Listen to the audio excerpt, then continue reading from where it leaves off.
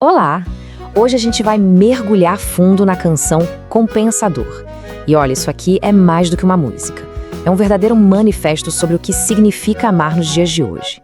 É uma defesa do amor como uma construção, algo que a gente faz, e não algo que simplesmente acontece. E que manifesto, hein? A canção vai totalmente na contramão do que a gente vê por aí. Numa época em que tudo parece tão rápido, tão descartável, defender um amor que se aprofunda com o tempo, isso soa quase como um ato de rebeldia. Essa é a grande pergunta que vai guiar a nossa conversa.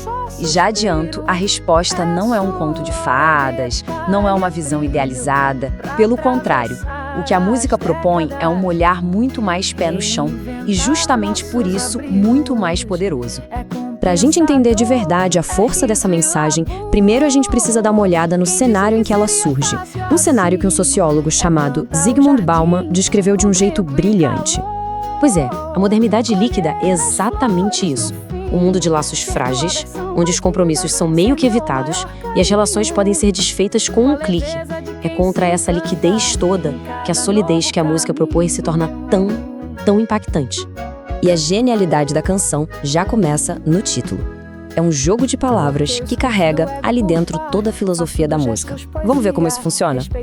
Olha só que interessante. O título se parte em dois. De um lado, o que compensa, a recompensa, a segurança, a profundidade de um vínculo forte. Do outro, a dor. Mas calma, não é dor de sofrimento, é a dor no sentido de trabalho, de labor. O esforço consciente para construir algo a dois. A música não esconde que dá trabalho. Ela faz disso uma parte essencial da jornada. E essa frase resume a ideia perfeitamente. A dor da canção é o trabalho diário. É o esforço de duas pessoas que decidem enfrentar os perrengues lado a lado. E é justamente dessa superação, feita em conjunto, que nasce a beleza real da relação. Para ilustrar esse trabalho contínuo, a letra nos dá uma metáfora perfeita, a de cuidar de um jardim. Pensa bem, um jardim não floresce do nada, né? Ele precisa de atenção, de cuidado, de dedicação todo santo dia. E, sabe, isso se conecta muito com a psicologia. Tem a teoria triangular do amor, do Robert Sternberg. Ele diz que o amor tem 3 pilares: paixão, intimidade e compromisso.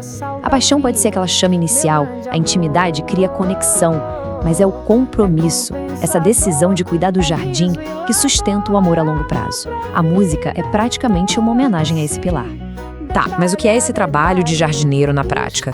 São coisas bem concretas do dia a dia. É ouvir de verdade, ter paciência, negociar as expectativas e, o que é fundamental, incentivar o crescimento um do outro. A ideia não é podar ninguém, mas sim ajudar a outra pessoa a florescer. E, gente, esse verso da música, ele captura essa ideia de um jeito cirúrgico. Ser tua versão mais linda. É uma promessa de ser um agente positivo na vida do outro. É uma parceria de crescimento, onde um se dedica a tirar o melhor de quem está do lado.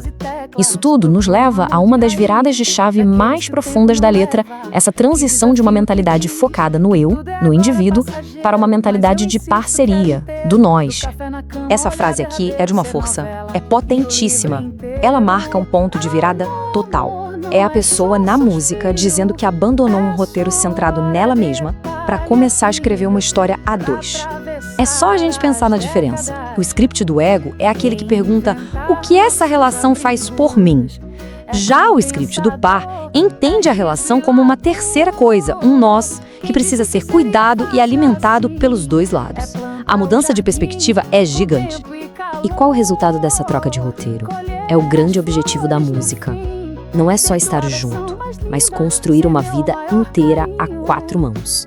É envelhecer em parceria, compartilhando um caminho que foi escrito em conjunto. Mas ok, e quando as pessoas mudam, porque a gente muda o tempo todo, como um amor construído assim sobrevive a essas transformações? A canção também fala disso de uma forma muito bonita. A própria letra lança a pergunta, que é uma verdade universal. A gente não é a mesma pessoa de 10 anos atrás e nem seremos os mesmos daqui a 10 anos. E o nosso parceiro ou parceira também não. E aí, como é que fica? A resposta que a música sugere está na imagem das raízes. Uma relação que é rígida, dura, quebra na primeira mudança. Agora, uma relação com raízes profundas, essa é flexível. Ela não só sobrevive à mudança, como ela se nutre disso, permitindo que os dois cresçam sem se afastarem. Isso dá uma outra camada para a ideia de compromisso, né? Não é se comprometer só com a pessoa que se conheceu lá atrás. É um compromisso de conhecer, de aceitar e de se reapaixonar por todas as futuras versões daquela pessoa. E claro, de se apresentar também com as suas novas versões.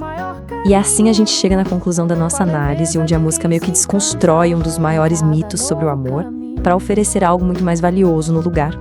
Aquela ideia do felizes para sempre como um destino mágico, um lugar onde a gente chega, ela é substituída por uma visão muito mais potente, a do amor como um projeto. Um projeto artesanal, construído dia após dia, com intenção e com muito cuidado. E esse verso amarra tudo de um jeito poético e perfeito.